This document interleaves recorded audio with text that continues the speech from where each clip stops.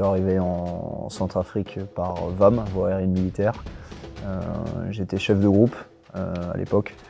On était prépositionné au Gabon. Et puis c'est une mise en alerte qui a fait qu'on a décalé du Gabon à la Centrafrique. On venait de finir un stage commando au Gabon, donc on s'attendait à passer un mandat plutôt peinard en fait, rythmé de garde, de sport et de sorties nocturnes. Du coup on s'est retrouvé plutôt à partir d'un coup sans avoir vraiment préparé les affaires.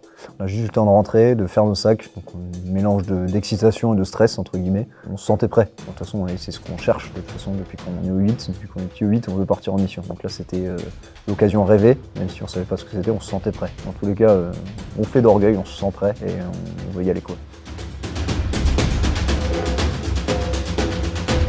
On n'a pas d'ennemis identifiés, on savait qu'on devait contrôler en gros les mouvements d'armes tout simplement.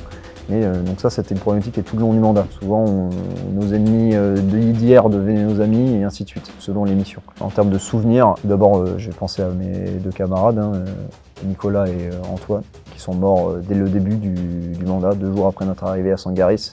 C'est ce qui a mis le coup de tocsin à tout le monde et qui a révélé qu'en fait on était là pour faire la bagarre. Et aussi j'ai eu énormément de moments de cohésion. Par exemple les 17 villas, on a eu la chance d'avoir une piscine. Certes l'eau était verte, mais on s'en donnait à cœur joie sur les moments. Je me souviens encore des saltos qu'on faisait, à passer nos journées à faire des saltos avec les enfants qui habitaient là-bas. À la résidence de l'ambassadeur, on avait une cuisine pour nous. J'ai découvert que mes marsouins avaient des talents culinaires comme jamais. Une expérience façonne toujours l'homme que l'on devient, que ce soit au quartier, à l'entraînement ou en opération. L'expérience que j'ai vécue en Centrafrique en tant que jeune sergent a complètement façonné ma manière d'être et ma façon de commander maintenant. Le marsouin parachutiste qui est à côté de moi, c'est mon frère d'âme. On vit ensemble, on dort par terre ensemble, enfin voilà.